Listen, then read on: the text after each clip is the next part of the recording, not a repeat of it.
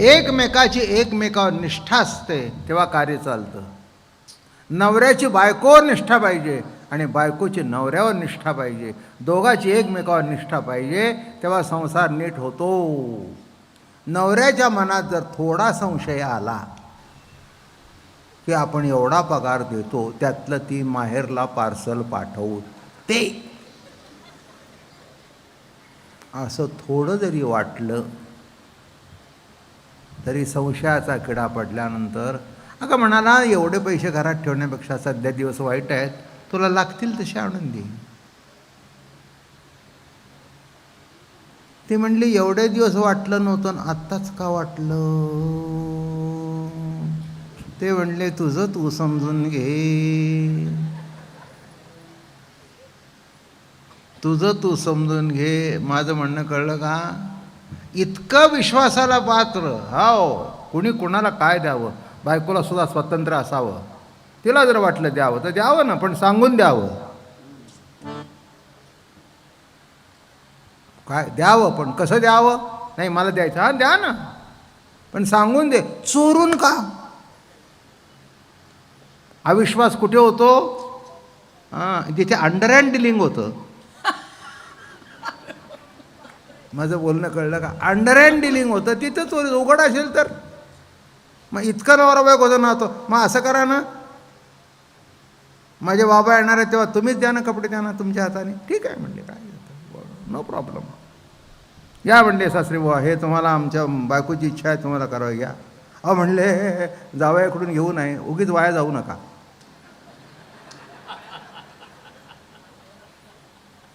उगीच वाया जाऊ नका, मी देतोय ते घ्या.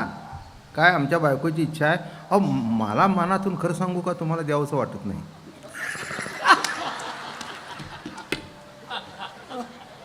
पण आमच्या तुम्हाला देण्याने आमच्या बायकोला बरं वाटेल आणि म्हणून हे घ्या. काय पण हे उघड उघड असलं ना, मग पुढे तो काय म्हणला, अगं हे हलकं काय आणलं, ह्याच्यापेक्षा चांगला आणायचा. पॅन्ट पीस आणि शर्ट पीस कितीचा आणलास? 500चा. अरे मला सांगितलं असतं तर मी आमच्या 1000 रुपयाचा आणला असता. असं मोकळेपणाने राहावं तर संसार टिकतो. तसं देवाची सुद्धा मोकळेपणाने वागावं. काही चूक घडली असेल तर सांगावी त्याला, हे घडलंय माझ्यातून, घडायला नको होतं, घडलंय, सांगा त्याला, माफ करील, माफ करील. कोण चुकत नाही, मला काही कळतच नाही. माणसं म्हणतात आम्ही चुकलो नाही, पहिला देव चुकलाय. तुम्ही म्हणाल कसं काय? जग निर्माण केलं असतं तर हे भानगडी तुम्हाला मला पडल्या असत्या का? पाप का पुण्य? नाही. जग निर्माण केलं म्हणून पाप आलं. जग निर्माण केलं पण जगत निर्माण केलं असतं तर पापही नाही पुण्य नाही. मलाही कीर्तन करायला नको आणि तुम्हालाही धुवून टाकायला नको. म्हणून पहिली चूक कोणी केली? तू. ते म्हणले ठीक आहे मी निस्तरतो. कशाने? हरिमुखे. गोष्टीचा शेवट राहिलाय थोडक्यात. ते म्हणले आमच्या दोघात नाही एवढी पावर तुला देतो राधे, पण एक लक्षात ठेव, ज्या दिवशी तुझ्या ती पावर येईल त्या दिवशी मी निघून जाईन तुझ्याकडून. तुला कृष्ण पाहिजे काय? ह्या रिद्धिसिद्धीची सत्ता पाहिजे? काय पाहिजे सांग? म्हणशील ती रिद्धी देतो, म्हणशील ती सिद्धी देतो, पण रिद्धिसिद्धी तुझ्या दारात आल्यानंतर मी निघून जाईन. मग तिने अंगावर अंग टाकलं. प्रभू अरे तू गेला तर रिद्धिसिद्धी काय करायच्या? त्याला बघ म्हणली फरक. तो पलीकडेच राहिला, अलीकडे आला नाही. आला का? नदीच्या पलीकडे राहिला पण माझं दर्शन घ्यायला आला नाही. आणि राधे तू माझ्या हृदयात आहेत. कोणतरी सुचवणार आहे ना, आणि जे सुचलं ते वाणीतून योग्य प्रकारे प्रगट करणारा कोणीतरी आहे ना. मी जर म्हणलं मी बोलतो तर संपला ना. 83 वर्षाचा केलेला परमार्थ फुकट गेला, आयुष्य फुकट गेलं. ते म्हणा वय 83चा साधू संतांच्या घरात जन्म झाला आहे. माझ्या अगोदर परमार्थ चालू आहे, 150 वर्ष झाली. जन्मलेल्या दिवसापासून टाळ कानावर आला आहे, जन्मलेल्या दिवसापासून भजन कानावर आलेलं आहे, दुसरं काहीच नाही आहे. म्हणून म्हटलं मी एवढ्या वर्ष परमार्थ घरात असून जर कर्तृत्व ज्ञातृत्व गेलं नाही तर कशाला परमार्थ करतोस? कबीरजी म्हणाले, फाड़ दे किताब तोड़ दे तस्वीर, नजर ना आवे आत्मज्योती, साले काहे को बाचत पोती. कशाकरता पोथ्या पुराण वाचतोस? जे कळायला पाहिजे ते कळत नाही. हां, काही कळायचंच नसतं, फक्त कळणं त्याच्याने एवढं कळू दे. माझं बोलणं कळलं का? काही कळायचं नसतंच, फक्त कळणं त्याच्याने एवढं तुला कळू दे, म्हणजे आपोआप खाली येशील. म्हणून नीट लक्षात ठेवा, हे आध्यात्मिक अहंकार सुद्धा मोठे त्रासदायक असतात, फार मोठे त्रासदायक. हो, त्या दुर्वासाला इतका अहंकार झाला, तो श्रेष्ठ तर मी श्रेष्ठ. काय गोष्ट म्हणून सांगत नाही, दाखला म्हणून सांगतो. ते दुर्वास ऋषी नदीच्या पलीकडे उतरले होते. नदीच्या पलीकडे उतरले म्हटल्यानंतर हे म्हणले, नदीला पाणी भरलेलं खूप, आता काय करावं? देवाकडे आले, देवा आम्हाला पलीकडे जायचं आहे. ते म्हटले, काही नाही, यमुना माईला सांगा, त्याचाही अहंकार जिरवायचा होता आध्यात्मिक. सांगा की 16,108 भोगून ब्रह्मचारी असेल कृष्ण परमात्मा, ते यमुने माय वाट दे. यांनी काही विचार केला नाही. एवढं म्हटल्यावर त्या यमुने माईने वाट दिली ना. झालं 60,000 खंड्या अन्न त्यांनी खाल्लं भरपूर.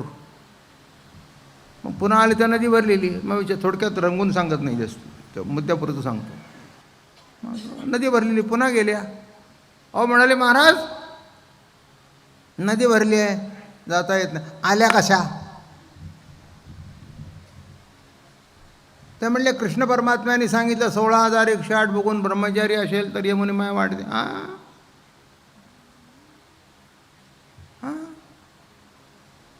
जा सांगा 60,000 खंड्या अन्न खाऊन दुर्वास जर निराहारी असेल तर यमुने माय वाट दे. राधा खवळली ना. एवढ्या वर्ष याचं नाव घेऊन आपल्याला यातलं काहीच येत नाही. आयुष्य फुकट गेलं. जाताना त्याचा टेकू घेतला आणि येताना त्याचा. आणि हा किती खोटं बोलतो हे आम्हाला माहिती आहे. 16,108 बघून ब्रह्मचारी. हा ब्रह्मचारी लहानपणापासून ह्या नोंदीच्या आहेत. लहानपणापासून याच्या खोडी किती किती गवळणी, किती पोरी लहानपणापासून आम्ही बघतोय. आणि हा ब्रह्मचारी अभंगाचा आहे. ब्रह्म आणि गोवळपणे, यज्ञभोक्ता आणि उच्चिष्टकाणे, गवळणींच्या शिव्या ऐकून या हसे, वेदाशी स्तविता ओघाची बैसे, आणि गवळणींच्या शिव्या ऐकून या खदखदा असे. आता कसं काय सांगड बसवायची? राधा आली अशी लाल झाली, भगवंताच्या पायावर येऊन पडली. कशाला परमार्थ करून घेतो आमच्याकडे? अरे आनंद वाटायला पाहिजे ना. पाठ फुटली नाही. निशी घनदाट, निशी घनदाट. हे बघा, दुसऱ्याचं बरं वाटण्याकरता सुद्धा हा फार मोठा परमार्थ आहे. देव विद्या सोडून कशाचा देवन कशाचा धर्म करत बसला आहे. द्या सोडून सगळं इथून तिथून. फक्त बरं वाटलं की नाही, काय कसं काय मस्त. तुम्हाला बरं वाटतच नाही, कसं बरं वाटणार नाही याच्या मागे आहात तुम्ही. माझं बोलणं कळलं? तुम्ही कशाच्या मागे आहात? कसं बरं वाटणार नाही. उगीच बसल्या बसल्या कुरतडत बसायचं. बायका बसलेल्या असतात ना प्रवचनाला. आता नीट बसावं का नाही? पुढचीचा पदर आला असतो आणि ती तिथे घेऊन असं कसं करत बसते.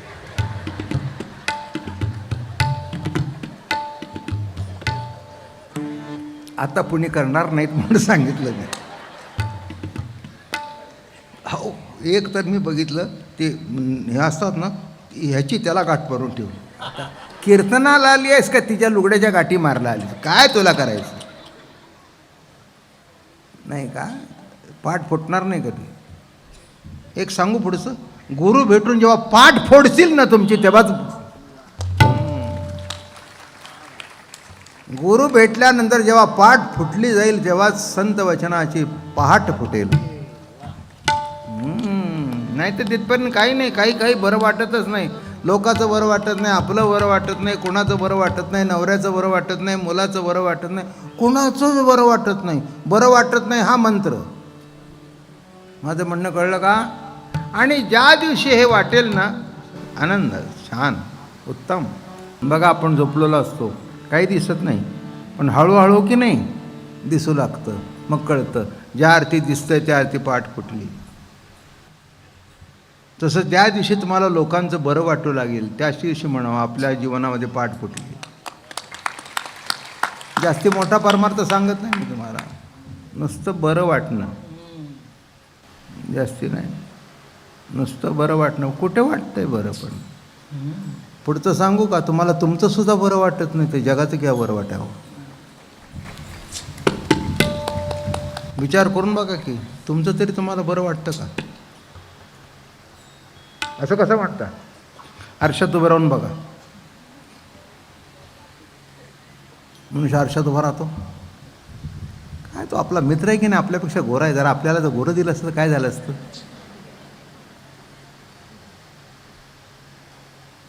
नाक आपल्याला चांगलं दिलं असतं तर काय झालं असतं? उगीचच. आता 4 वर्ष झाली लग्न होऊन, 2 मुलं झाली, तरी म्हणतो ती पहिली होती ती ना, आणि तिला नापास करायला नको होती. आता काय करावं याला? नाही तर याला काय करावं मला सांगा, काय करावं? हे असं आहे बघा. आई कराया नवल परी आपुला संकल्प आपणा वैरी. आपला संकल्प आपल्याला वैरी आहे ते बरं वाटून देत नाही. बरं वाटायला लागलं की म्हणावं पाठ फुटली. साधा परमार्थ, जास्ती काही नाही सांगत. ते डोळे झाकाबिका काही सांगत नाही. मी तुम्हाला म्हणतोय डोळे झाकू नका, डोळे उघडा. डोळे झाकल्यानंतर नको ती भूतं भेटायला येतात, आणि ती डोळे झाकल्यानंतर भेटायला आली दुसरी कोणाला कळतच नाही तुम्ही सोडून. बरोबर आहे ना? त्यापेक्षा पहाट तेव्हा फुटते. अमका तमका म्हणाला माझा मुलगा पास झाला, वा छान झाला.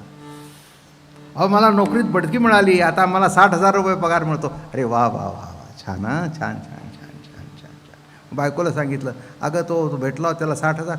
60,000 आणि तुम्हाला केव्हा मिळायचा? मर.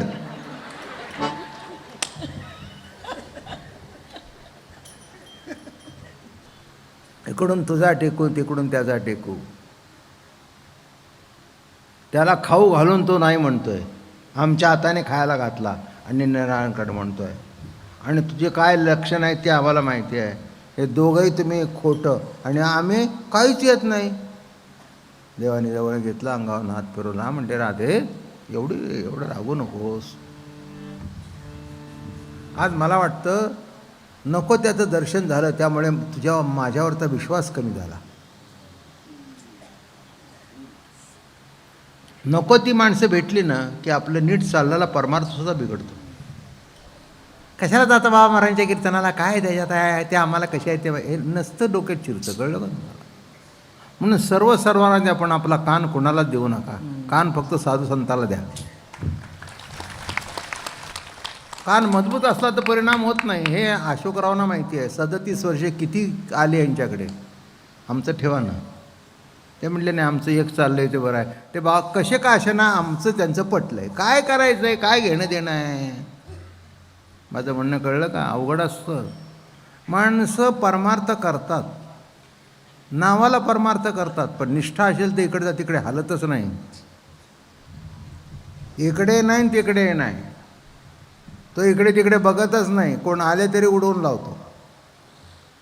माझं म्हणणं कळलं का? निष्ठा पक्की पाहिजे, निष्ठा पक्की पाहिजे. हां, काय आमच्या तात्याकडे गेले होते, ते म्हणले तुझ्या बाबतीत ना स्टेजवरची माणसंसुद्धा उतरून जातील. कशाला सांगतोयस? आता तात्याच ते काय, आणि इथे जागा पुरत नाही, नको ना बरोबरी करूस.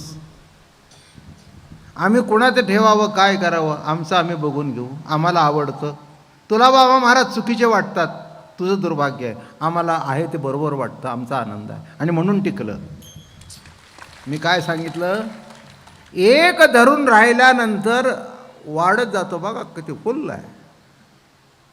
अहो एक दिवस माणसं जमायला अवघड, तर महिना 37 वर्ष जमतायत. रोज सांगतोय मी, कशा करता लक्षात यावं. निष्ठा एक लक्षात घ्या, तुमची माझ्यावर आहेच, पण माझी तुमच्यावर आहे, हे महत्त्वाचं आहे.